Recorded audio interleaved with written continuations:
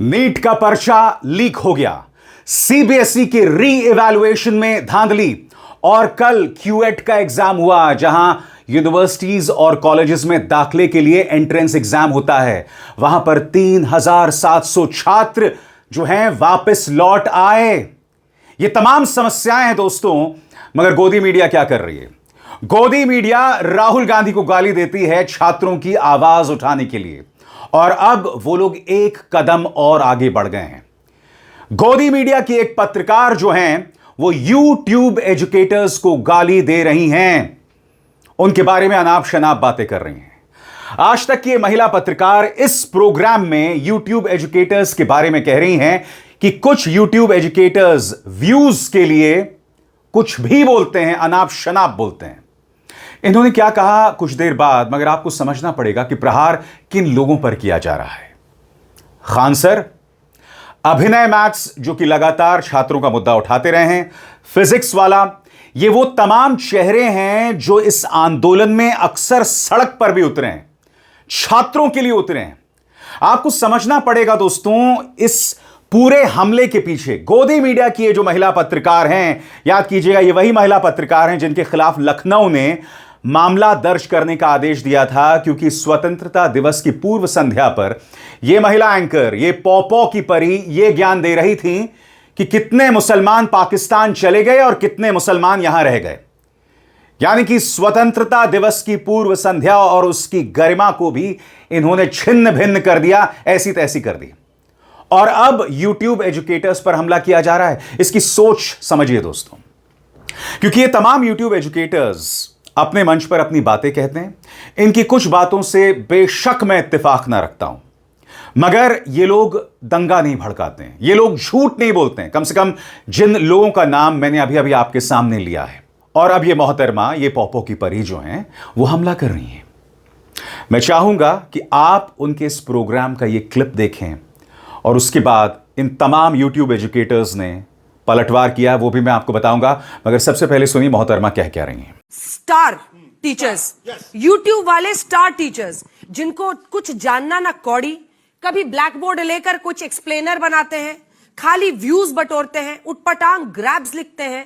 जैसे मैंने बताया ना दोस्तों, ये वो मोहतरमा है, याद कीजिएगा लखनऊ ने इनके खिलाफ मामला दर्ज करने का आदेश दिया था, क्योंकि स्वतंत्रता की पूर्व संध्या पर जिसकी एक गरिमा होती है, वहां पर भी ये हिंदू मुस्लिम कर रही थी। आपको याद है डोनाल्ड ट्रंप जब राष्ट्रपति बने थे तो किस तरह से मोहतरमा बिजली कड़कने की बात कर रही थी। अगर आप भूल गए हों तो याद दिलाना चाहूंगा, सुना जाए। जबरदस्त केमिस्ट्री है दोनों की। बिजली कड़कती है, मतलब आप ये कह सकते हैं बिजली कड़कती है जब दोनों एक साथ मंच पर रहते हैं। क्योंकि देखिए पीएम भी मुखर होकर दोस्ती का बखान करते हैं डोनाल्ड ट्रंप के साथ, मेरे दोस्त डोनाल्ड, उन्होंने कहा। वहीं दूसरी तरफ भी अगर आप देखिए तो डोनाल्ड ट्रंप दोस्त कहते हैं, एक मैग्निफिसेंट फ्रेंड उन्होंने कई बार कहा है। और फिर जब एक डिबेट में कांग्रेस ने इन्हें एक्सपोज किया था तो मोहतरमा किस तरह गुस्सा हुई थी, देखा जाए। ट्रंप के दबाव में ये सीज फायर हुआ, मतलब इसमें तो बेसिक लॉजिक है, अगर उसके दबाव में ये हुआ तब तो हमको ट्रेड डील में बहुत अच्छा सा पास मिल जाना चाहिए था। अगर वो टैरिफ भी 50% लगा रहे तो जाहिर तौर पर भारत नहीं झुका ना। दोनों नाव की सवारी कैसे कीजिएगा? अरे अंजना जी, अब मेरी बात सुनिए। हाँ। अंजना जी देखिए, दो नाव की सवारी पर तो फिर मैं बिजली वाली जो केमिस्ट्री की आपने भी बात करी थी उस पर भी आऊंगी। बिजली कड़कती है, मतलब आप ये कह सकते हैं बिजली कड़कती है जब दोनों एक साथ मंच पर रहते हैं। उस केमिस्ट्री का क्या फायदा? और थी उस समय केमिस्ट्री, और थी उस समय केमिस्ट्री करके कुछ नहीं होगा। आपके जहन में उस सवाल कि ये ऐसा क्यों कह रहे हैं? क्योंकि मकसद है कि सरकार से सवाल पूछने वाले तमाम जो ग्रुप्स हैं, चाहे विपक्ष हो, चाहे यूट्यूब एजुकेटर्स हों या मेरे जैसे पत्रकार हों, उन सबकी विश्वसनीयता को खत्म कर दिया जाए, उन्हें बदनाम किया जाए। यह गोदी मीडिया करोड़ों घरों तक पहुंचता है, और यूट्यूब एजुकेटर्स के बारे में इनका बयान निहायत ही गैर जिम्मेदाराना है। आप उन यूट्यूब एजुकेटर्स को बदनाम कर रहे हैं, उनके खिलाफ लोगों को भड़का रहे हैं, जो गलत है। और हम बखूबी जानते हैं कि आपका ज्ञान क्या है। मैं नहीं भूला हूं दोस्तों, जब ईरान के साथ युद्ध चल रहा था तब इन्हीं मोहतरमा ने अपने एक प्रोग्राम में कहा था कि किस तरह से ईरान ने अमेरिकी दूतावास के कुछ अधिकारियों को बंदी बना लिया है। यह घटनाक्रम 1979 की थी, जब इस्लामिक क्रांति हुई थी। मगर मैं नहीं जानता इनके दिमाग में ये बात कहां से आई। उन्होंने कहीं कुछ पढ़ लिया और अचानक ऑन एयर ये ऐलान कर दिया। उसके बाद इन्हीं के पत्रकार ने इन्हें एक्सपोज किया था कि नहीं, यह घटनाक्रम जो है 1979 का था, उस वक्त का था। यह हालत है इन पत्रकारों की दोस्तों। और यह मत भूलिए, इन्होंने बार बार देश को बदनाम किया है, लगातार देश को बदनाम किया है। आपको याद है कराची पर इन्होंने भारत का प्रवेश करवा दिया था, भूल गए? ये सरकारी पालतू किस तरह से बातें कर रहे थे न्यूज चैनल में, सुना जाए। जाएगा एक बार नेवी वाले आप भी जरा अपने इसमें हिस्सा डालो। आर्मी अंदर घुस गई है पाकिस्तान में, INS विक्रांत है, वहां से करिए 15-20 BrahMos fire, set fire to the Karachi port, आग लगा दो कराची में, फूंक डालो पूरे शहर। मेजर गौरव आर्या, क्या आपको लग रहा है पाकिस्तान का नक्शा बहुत बुरी तरह बिगड़ने वाला आज रात? मैं बता रहा हूं, आज की रात देखना कयामत की रात है पाकिस्तानियों, सो मत जाना, आज की रात को कयामत की रात है। तुम्हारे सर पे मौत का नंगा नाच हो रहा है। नहीं सो जाओ, लेकिन एक आंख खुली रखना। हाँ नहीं, पाकिस्तान के जितने बच्चे आज घर पे अपना मैप बनाने का प्रैक्टिस कर रहे हैं, आज बार रुक जाओ बेटा, आज बार रुक जाओ, या 2-3 दिन और रुक जाओ, तुम्हें मैप फिर से सीखना पड़ेगा। इन्होंने ऑपरेशन सिंदूर के दौरान देश को बदनामी दी और हमारे सूचना और प्रसारण मंत्री इस गोदी मीडिया की तारीफ कर रहे थे।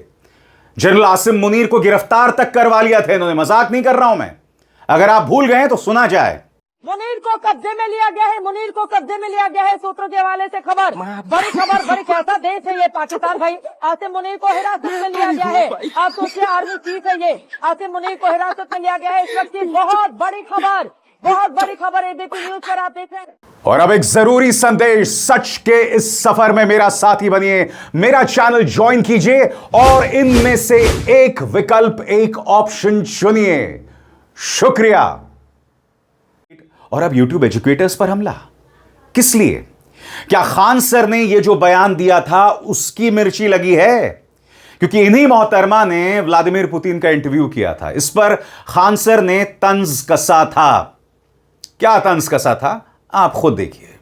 पुतिन का इंटरव्यू लेने के लिए करा भेज दिया सब। अरे बाप हो बाप, पुतिन क्या सोचता होगा? अपने से सोच के देखो, क्या अंजना ओम कश्यप का ये लेवल है कि वो पुतिन से बात करें? हम तो कहते हैं कि यहाँ कोई पढ़ा हुआ अपने यहाँ से यूपीएससी या बीपीएससी का कैंडिडेट है, उसका वो इंटरव्यू न ले सकते, इसका लेने बैठल है पुतिन।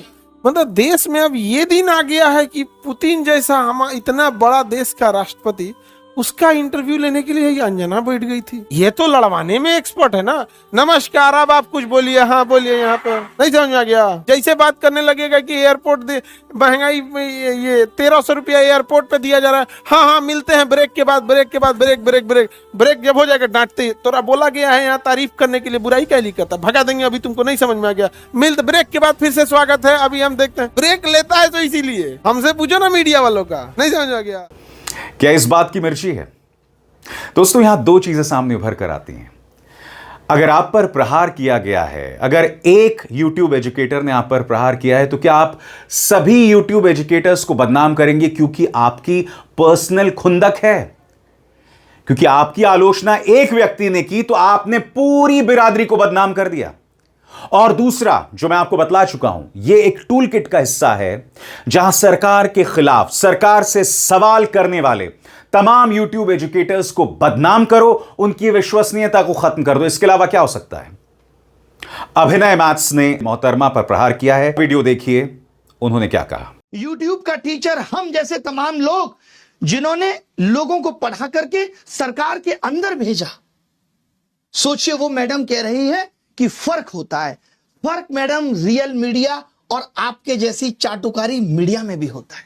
पता है आपको, यह समझना पड़ेगा। जिस तरीके से आप कह रही ना व्यूज के लिए, आप टीआरपी के लिए किस तरीके से स्टूडियो के अंदर घमासान कराती हैं, वो दुनिया ने देखा है कि कोई लॉजिक नहीं, सिर्फ उलूल जुलूल बातें। ये पत्रकारिता है तुम्हारी।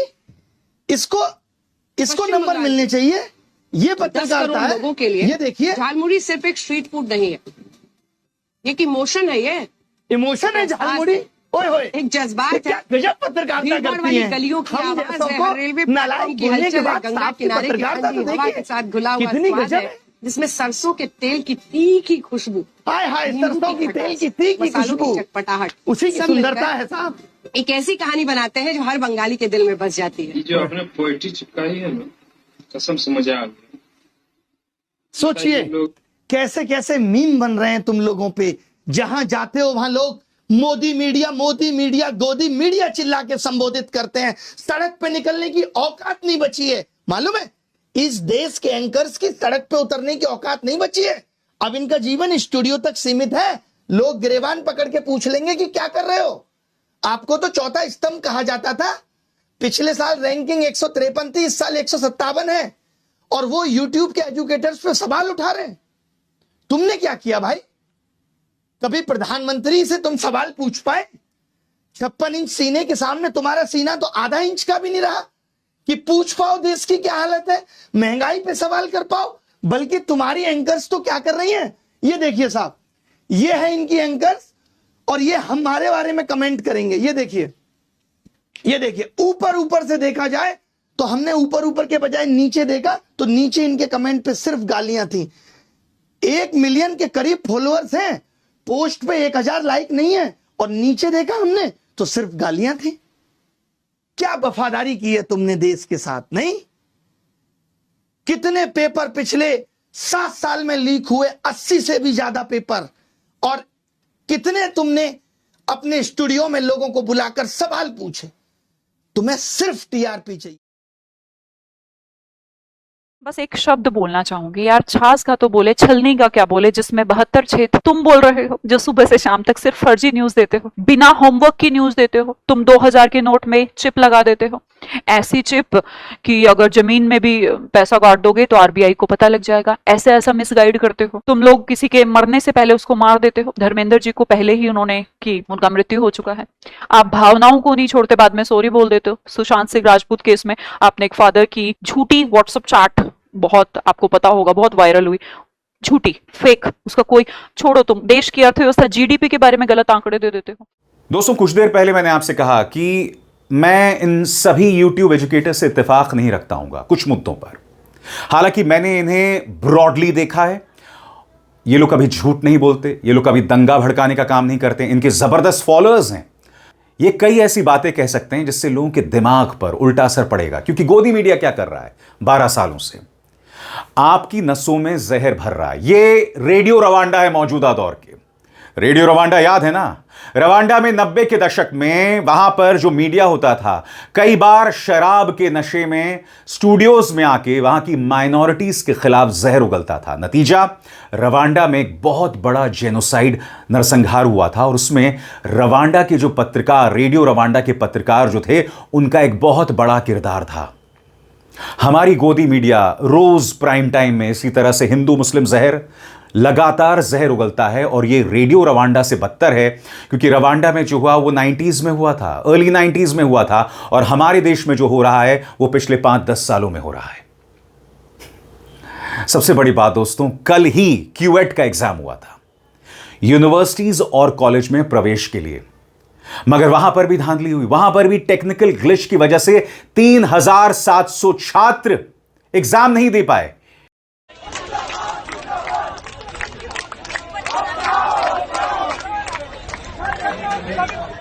एनटीए ने यह बयान जारी किया है और आप जानते हैं इस बयान में जो वेबसाइट का एड्रेस दिया गया है वो गलत है।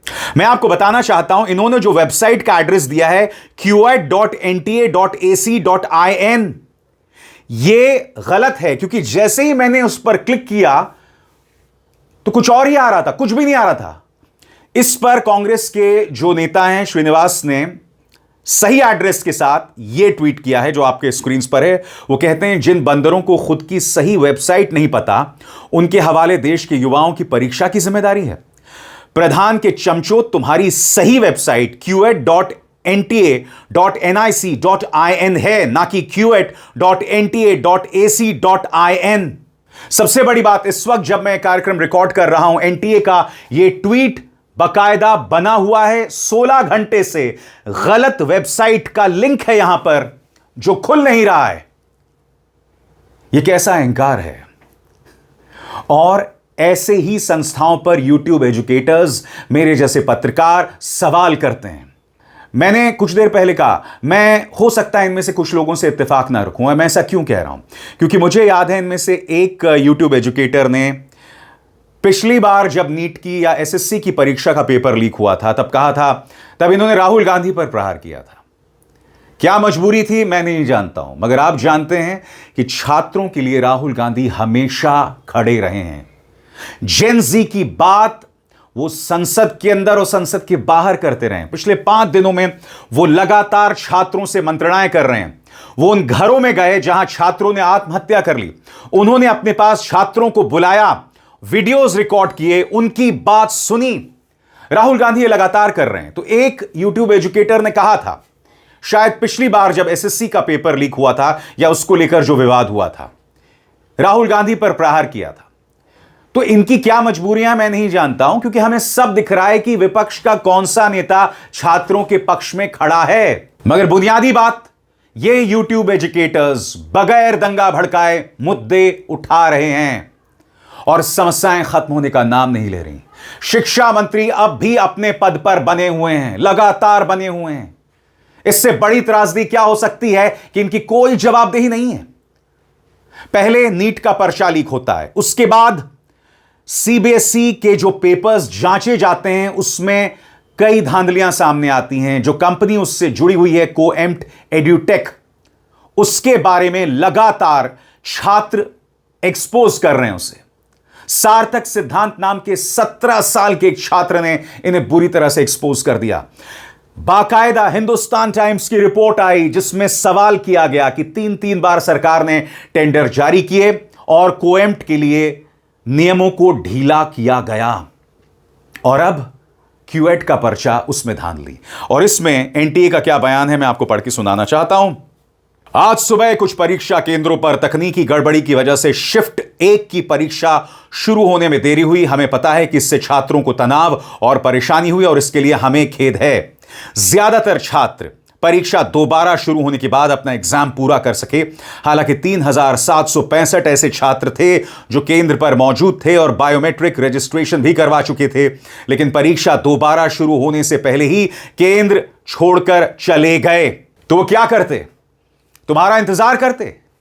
अब ये कह रहे हैं कि इनके लिए दोबारा परीक्षा कराई जाएगी। इनमें से कई गरीब छात्र होंगे, बसों में पैसा देकर ये लोग अपने गांव से यहां आए होंगे। आपको क्या लगता है आप दोबारा परीक्षा कराएंगे? इनमें से कितने छात्र, 3765 में से कितने छात्र दोबारा परीक्षा देंगे?